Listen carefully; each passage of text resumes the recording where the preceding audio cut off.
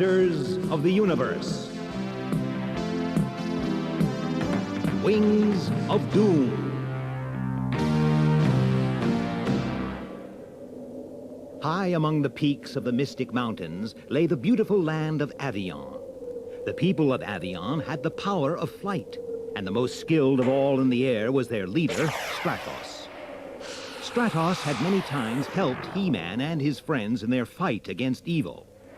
And because of this, he had made a deadly enemy of Skeletor, Lord of Destruction. At length, Skeletor decided to punish Stratos. He knew, however, that Stratos was clever and brave. Only by a trick could the Lord of the Air be lured into Skeletor's clutches. Skeletor knew that Stratos had a lovely wife called Delora. If she were in danger, nothing would stop Stratos coming to her aid. Too late, Stratos would discover that he had walked into a trap. Skeletor called for one of his slaves and gave him instructions for the kidnapping of Delora.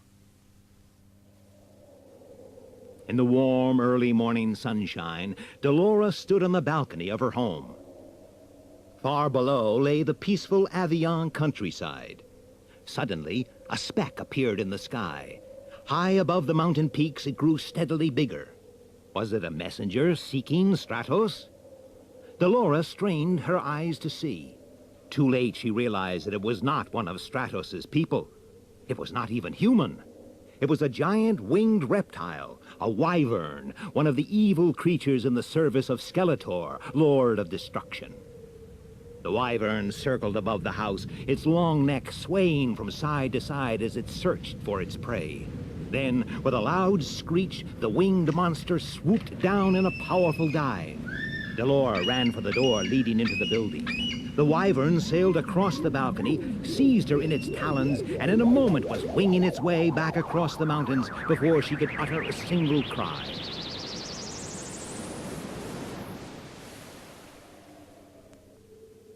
High in the chill air, the wyvern soared. Soon the Mystic Mountains lay far behind. Ahead, gray snow clouds showed where the ice mountains towered above the bleak northern lands of Eternia. A gap appeared in the snow clouds.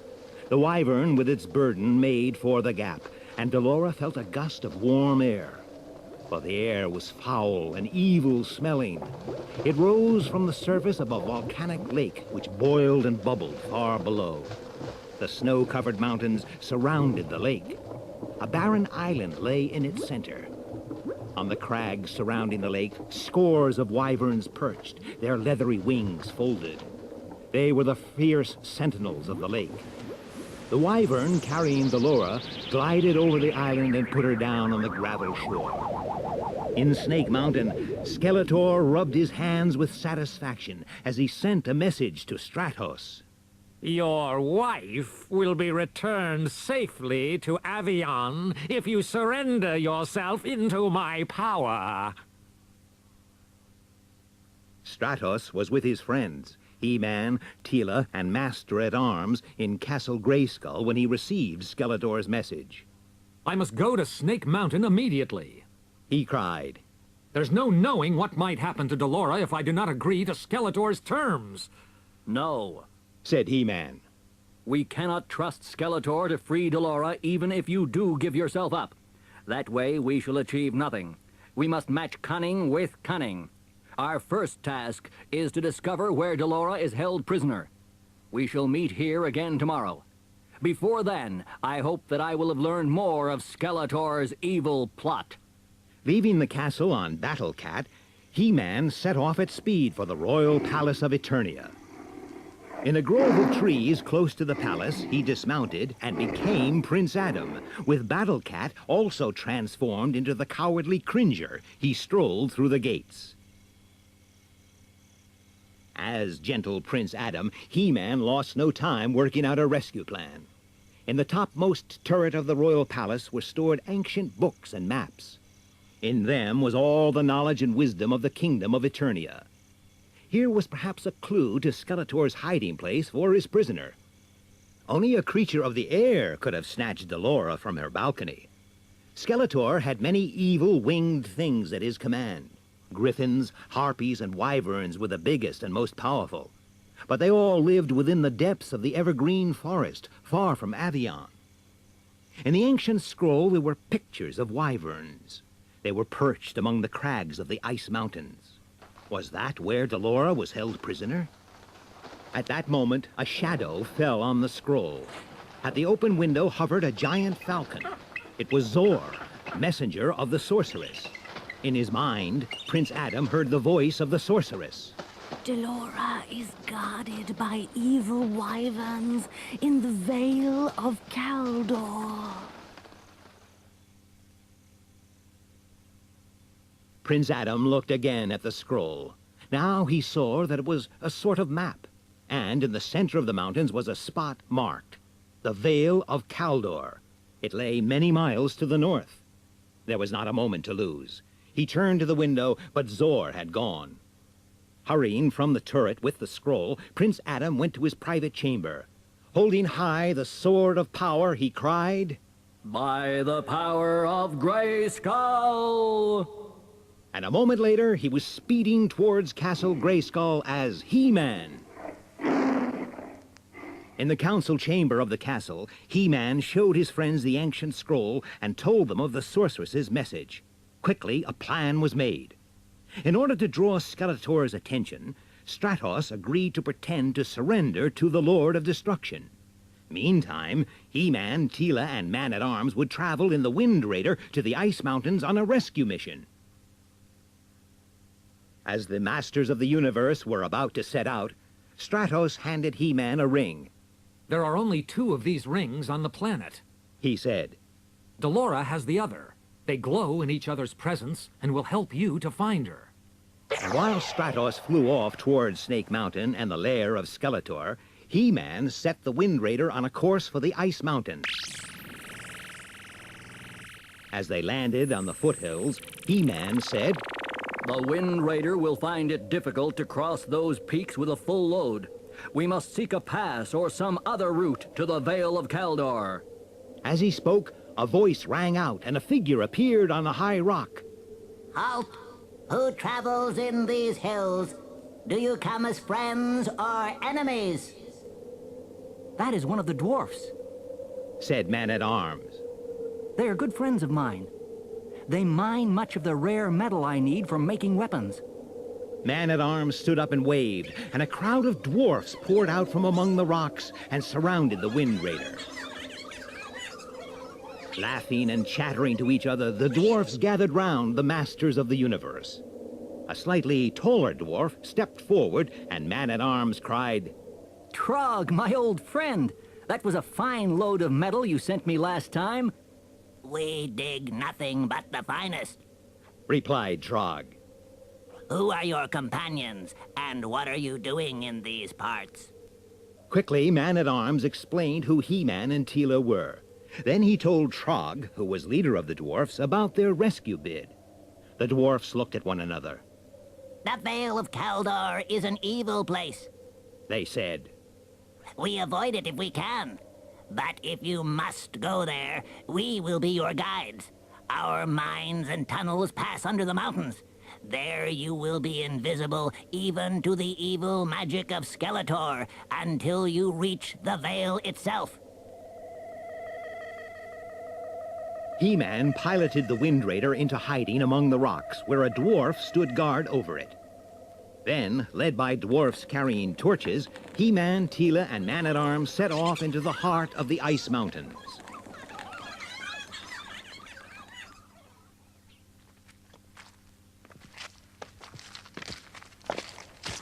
Through the twisting, winding tunnels, the dwarfs led He-Man, Teela, and Man-at-Arms. In places, the rocky roof was so low that even the dwarfs had to stoop to pass. In others, the tunnels opened out into caverns, whose roofs were so high that the light of the torches failed to reach them. At length, the level passage began to slope steeply upwards. When it was almost too steep to walk, the party found themselves climbing a staircase cut in the rock. As they paused to rest at the top of a flight of steps, they could hear a distant sound of water. And in a few moments, their path took them across a stone arch over a swift underground river. The river flowed into a lake, and at the far end of the lake, a mighty waterfall tumbled out of the darkness above with a loud roar.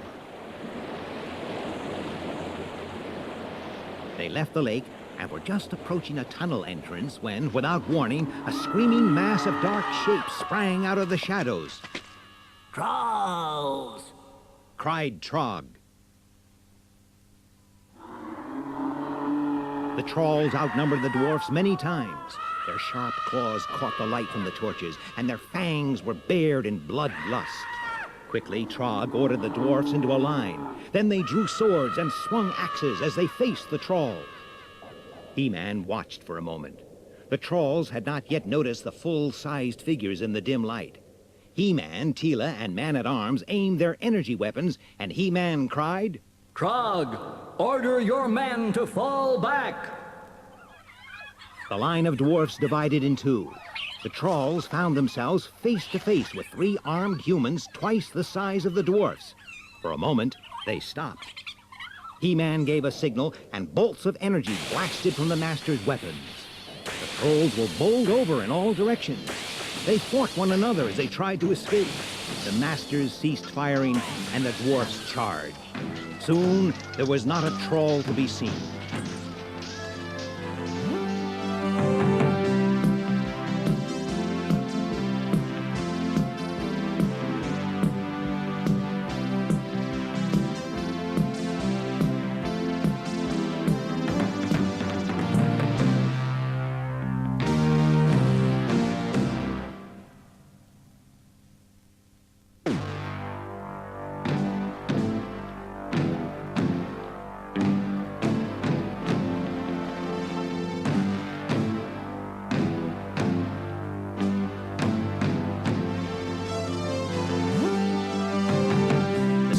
The last fleeing troll died in the distance.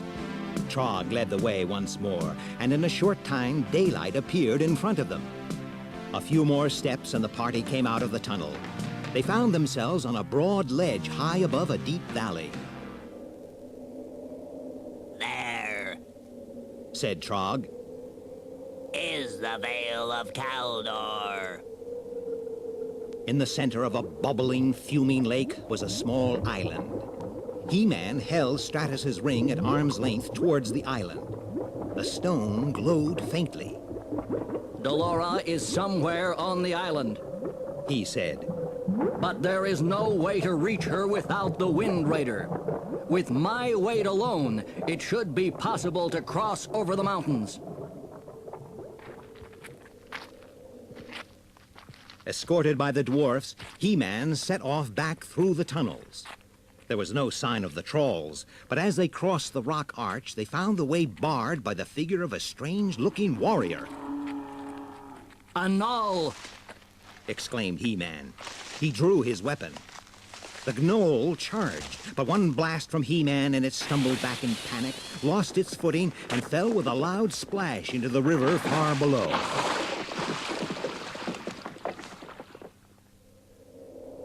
Back at the Wind Raider, He-Man lost no time in checking the power system. Then he climbed behind the controls. With a wave to the dwarfs, he set the powerful machine at maximum ascent and roared upwards towards the snowy peaks.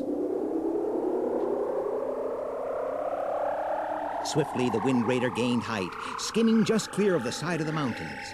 Despite the craft's heating system, the icy cold of the mountains chilled He-Man's hands on the controls. Frost and icicles formed on the outside surfaces. The air grew thinner the higher He-Man flew. Freezing winds buffeted the machine. Then the snow clouds closed in. He-Man now only occasionally had a glimpse of the mountainside. Then, through a gap in the cloud, he saw a sharp peak directly in front. A last sharp burst of power, and the Wind Raider was over the summit and diving into the Vale of Kaldor. Below, on their ledge, Tila and Man-at-Arms heard the roar of the Wind Raider's jets as He-Man tried to locate his companions through the thick cloud. Quickly, Tila held her Cobra Power Scepter above her head and sent out a powerful energy beam. In the Wind Raider, He-Man saw his energy blade pulse with power. Steering round until the pulses were strongest, he dropped down to land beside Tila. In his lair inside Snake Mountain, Skeletor had his slaves bring Stratos before him. You poor fool! He gloated. Did you really think that giving yourself up would do any good? While I decide your fate, you shall join me in watching the feeble antics of your friends. The Lord of Destruction pressed a switch, and part of the rock wall slid aside to reveal a huge video screen. Another touch to the controls, and there before them lay the Vale of Kaldor. In the center of the boiling lake lay the island, and on the island was a small figure. Delora! Cried Stratos. And here we have your noble friends who hope to rescue her! Mocked Skeletor. And Stratos saw He-Man, Teela, and Man-at-Arms clustered around the Wind Raider as they planned what to do next. He-Man scanned the cliffs surrounding the lake. Wyverns perched on every crag. Their wings were folded, but their eyes never blinked as they stood guard over the lake, the island, and the prisoner. Only on the ledge high on the mountain were the masters of the universe out of their sight. These monsters make things difficult, said He-Man. Before the Wind Raider was halfway to the island, the nearest Wyvern could seize Delora and carry her off again. Could we not try after dark? Suggested Teela. Wyverns see as well in the dark as in daylight, replied He-Man. Then we will make our own dark, said Man-at-Arms.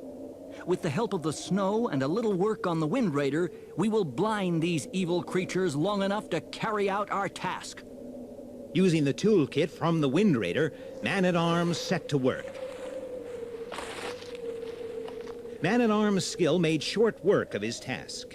Then He-Man took the controls, and the Wind Raider lifted off with a roar of its jets. Up went the powerful craft until it was level with the great snow cornices which overhung the lake far below. Skimming just above the snow, He-Man pressed the extra control fitted by Man-at-Arms. Instantly, the jets sent a blast of superheat down onto the snow. The snow melted, and all round the valley it began to slip and slide in a vast avalanche into the boiling lake. In a moment, clouds of dense steam rose into the air, filling the valley and covering the island. Instantly, He-Man put the Wind Raider into a steep dive. Stratos' ring was glowing. Now it began to flash brighter and faster every moment. Through the haze, He-Man made out the shape of the island. As the Wind Raider came down on the shore, Delora ran down from among the rocks and leapt aboard. The last of the snow fell into the lake, and the steam began to lift. Almost touching the bubbling surface, the Wind Raider skimmed low at top speed. The way ahead was clear, but above was still covered in a thick layer of steam. The guarding wyverns heard the sound of the jets, but even their keen sight was helpless to see anything. Several of the fierce reptiles dived from their perches after the invisible enemy. They tried to follow the echoes of the Wind Raider's engines. Screeching with rage, they flew blindly about. Some crashed into the mountainside. Others collided with each other. And two, in head-on collision, fell into the boiling waters of the lake. Again guided by Teela's Cobra Scepter, He-Man brought the Wind Raider into land on the ledge. Trog and the dwarfs were waiting. While He-Man took off on the return journey over the mountain, they escorted Teela, Man-at-Arms, and Delora back through the tunnels. On the video screen, Skeletor watched as a steam cloud obscured the picture. Angrily, he moved the controls, but the image was no clearer. He had an occasional glimpse of a baffled wyvern, but that was all. He guessed that his prisoner had escaped. With a scream of rage, the Lord of Destruction crashed his fist on the control panel. I am served by fools and weaklings! He roared and sent a blast from his havoc staff crackling across the cavern. In a panic, his slaves scurried for cover, leaving Stratos unguarded. Dodging another blast, the Lord of the Air soared up to the cavern roof. Skeletor fired again, but only succeeded in bringing down a section of rock. Careful! Mocked Stratos. Even the Lord of Destruction needs a roof over his head.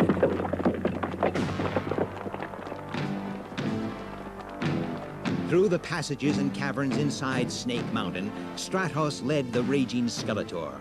Skeletor tried every trick he knew, but Stratos' aerobatics left him panting and bewildered. Every part of Skeletor's lair contained cunning traps. These were meant to stop enemies getting in or getting out, but Stratos evaded them all. Falling rocks, hidden trapdoors, spiked gates. Stratos swooped and circled just out of reach. Now they were at the entrance to the mountain lair. Daylight shone outside the gloomy gateway, but instead of making his escape, Stratos kept on taunting Skeletor, drawing him always closer to the archway. Skeletor's eyes blazed red in his bony skull. Mad with rage, he watched Stratos skim through the gate to the bridge linking the twin peaks of Snake Mountain. The Lord of the Air came down on the bridge, but as he did so, he gave a cry of pain and collapsed, clutching his leg. Skeletor gave a great cry of triumph. Ah! Let that be a lesson to you! You thought that you could outwit and make a fool of Skeletor, Lord of Destruction! You are at my mercy! And he strode through the gate towards the fallen Stratos. Too late, he realized that he had been tricked. The trap door which guarded the entrance to Snake Mountain crashed open. With a scream, Skeletor plunged into a deep and foul dungeon. Goodbye! Cried Stratos. I think it will be many hours before your frightened slaves come to get you out. At Castle Grayskull, He-Man, Teela, and Man-at-Arms waited with Delora. Before long, Stratos joined them and described how he had tricked Skeletor into falling foul of one of his own traps. He-Man returned Stratos' ring as Delora and her husband prepared to return to their mountain home in the fair land of Avion. When they had gone, He-Man stood alone on the battlements. He heard the sound of wings. It was the great falcon Zor. The noble bird circled the castle and perched on a pinnacle close to He-Man. The bird's dark eyes glowed, and in his mind, He-Man heard the voice of the sorceress. You have done well, and have used your power wisely. But remember, without the aid of Trog and his people, things might have been very different. Never forget that even the smallest of the people of Eternia have a part to play in overcoming the powers of evil.